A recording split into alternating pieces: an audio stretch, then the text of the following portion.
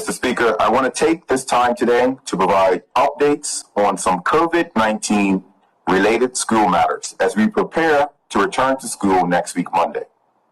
Some have questioned the policies currently in place. More specifically, there has been a growing misconception that there is some disparity between public schools and private school guidelines. This cannot be further from the truth, as the policies in place for schools apply equally to both public and private schools. Today, I will provide the necessary information to clarify some of these misconceptions, hopefully. Mr. Speaker, the return to school testing. It has always been recommended that schools have policies in place to ensure that students' return to school is done to ensure safety and limit the spread of COVID-19. As per the Bermuda Public School Return to School policy established in October 2021, when students and staff are out of school for 5 days or longer, we require a negative certified antigen or PCR test as a prerequisite for the initial return to in-class teaching and learning.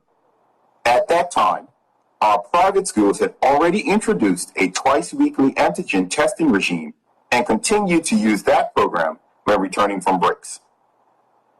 Mr. Speaker, the Ministry and Department of Education have a responsibility to ensure the safety of our students and teachers and to keep schools open for in-class learning. When considering the return after the current break for the public school system, the Department of Education devised 3 options for returning to school testing. Option 1 was identical to what we have always done and would have had all students tested the weekend before the return on Monday, February 21st. Option 2 presented a staggered start to the return from the break, with all pre- and primary schools testing on the weekend for a Monday, February 21 start, middle schools testing on Monday, February 21 for Tuesday, February 22nd start, and senior schools testing on Tuesday, February 22nd for a Wednesday, February 23rd start. Both middle and senior schools would be on remote learning until their respective schools open. Option 3 was to continue the antigen screening program to allow for students to submit their results on Sunday night and start school on Monday, February 21.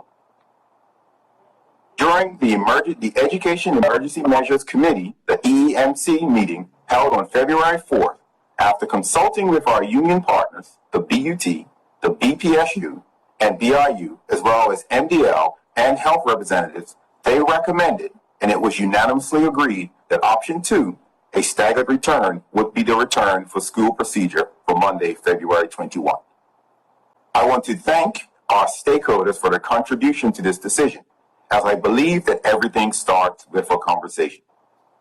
Our collaboration with the EEMC members has resulted in a final decision that all parties have agreed on.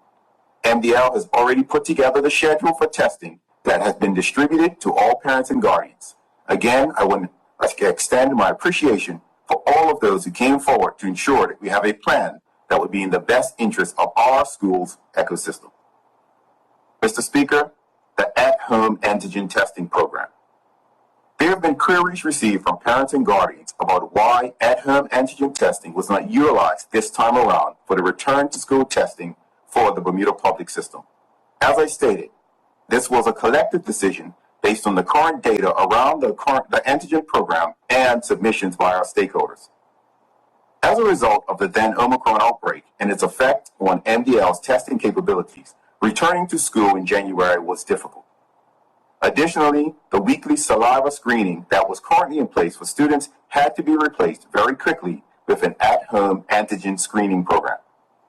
Mr. Speaker, while it was always intended for a pilot program to launch in January 2022 with 10 schools, the difficulties with the Omicron outbreak forced the program to be expanded to all schools.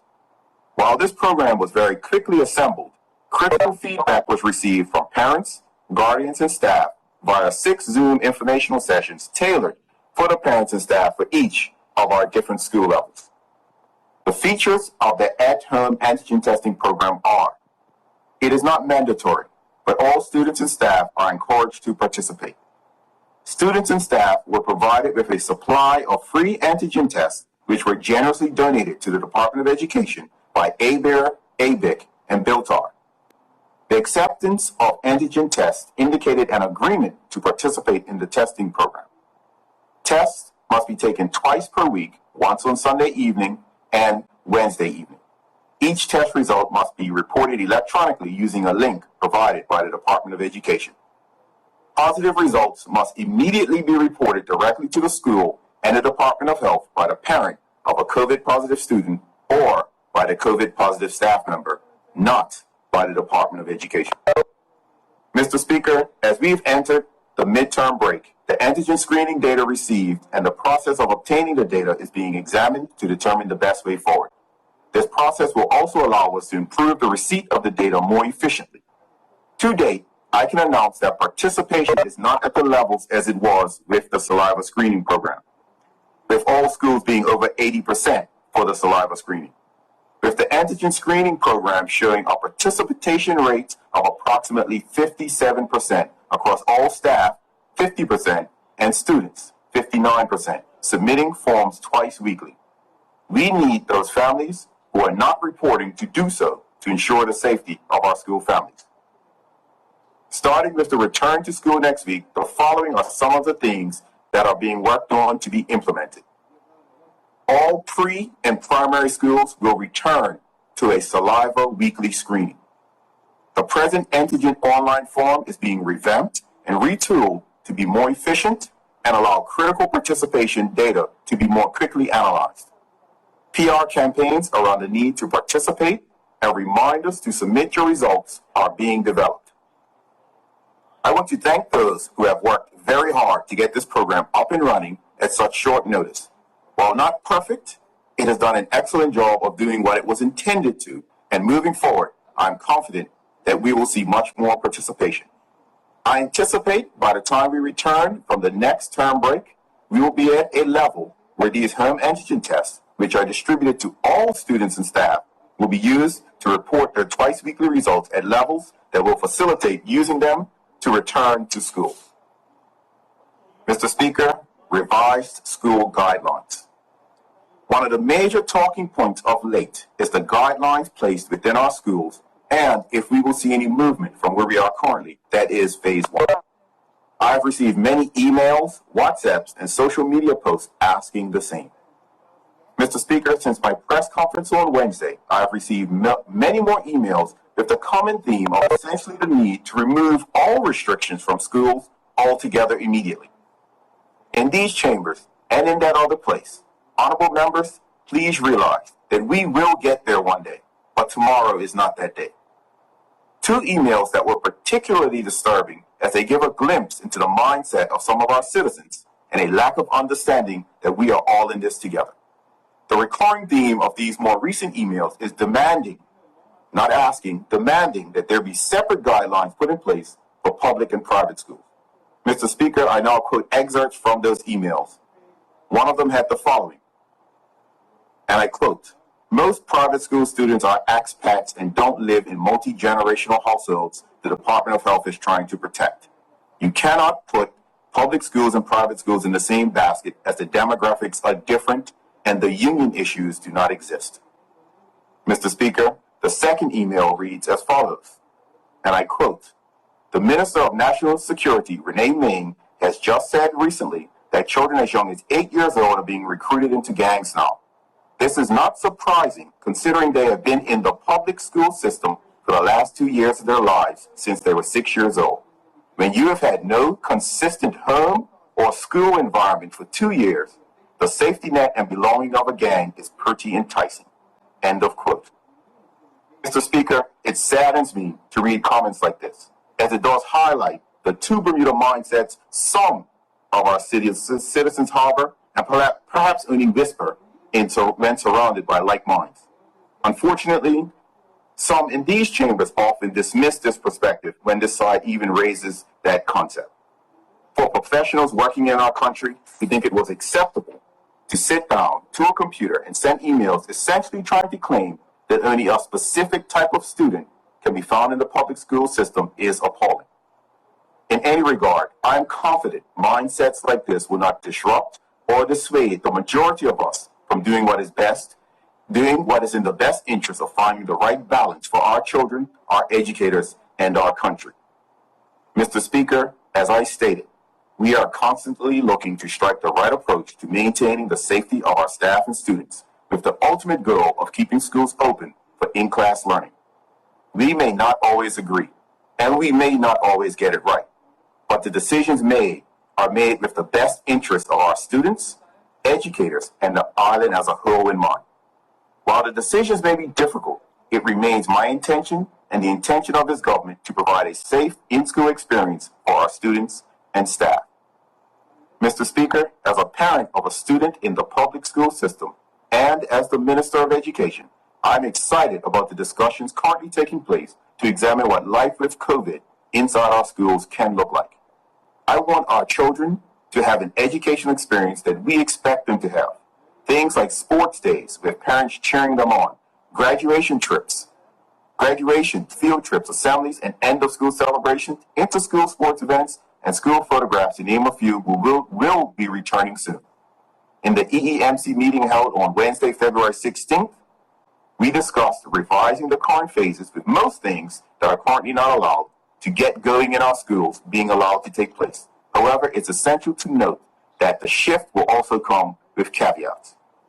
Mr. Speaker, it is aimed to have these revised phases connected to individual school levels of adherence to policies such as weekly screenings, any revised mask wearing mandates, and vaccination levels, to name a few.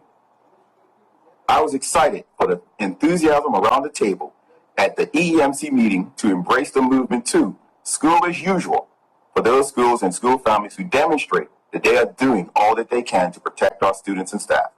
I'm sure those listening will be excited to know that our schools will be soon looking to how they operate beyond COVID-19. So, Mr. Speaker, barring any COVID outbreaks, beloved activities such as sports days with parents cheering their children on, inter-school sports events, graduations, leaving ceremonies, in-school class parties, birthday parties, school events, productions, class photographs will be returning in the near future, possibly as soon as next week. I can also report that the BSSF and Youth and Sport are already collaborating to bring sports events between schools back using the developed guidelines for the return to sports. Mr. Speaker, close contact quarantine policy. The current requirement for close contacts of positive students to quarantine is also to be revised. It is being proposed that vaccinated students, recently recovered positive students, and unvaccinated students who participate in the twice-weekly Antigen or weekly saliva screening programs will not be required to quarantine if considered a close contact to a positive student. This represents a move forward from the previous policy of all close contacts requiring to quarantine. Additionally, students or staff testing positive will now quarantine for 7 days instead of 10 days to align with the island's current revised quarantine policy. Again, there was enthusiasm for this when discussed in the last EEMC meeting. Discussions are underway on the best ways to implement this at the school level as efficiently and quickly as possible to ensure proper monitoring. Mr. Speaker, mask wearing policies. There's been much discussion around mask wearing policies in our schools. It is possible to search the internet and find a study that supports anyone's views on this topic.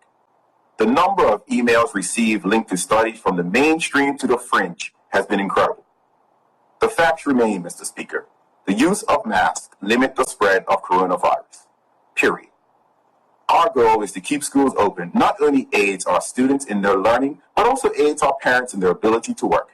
There has to be a delicate balance struck, and I'm sorry to disappoint those who send emails claiming most private students are expats, as if these facts do not apply to them. If teachers are positive, they will have to quarantine. If enough teachers are positive and on quarantine, schools cannot open. Then we are back to square one.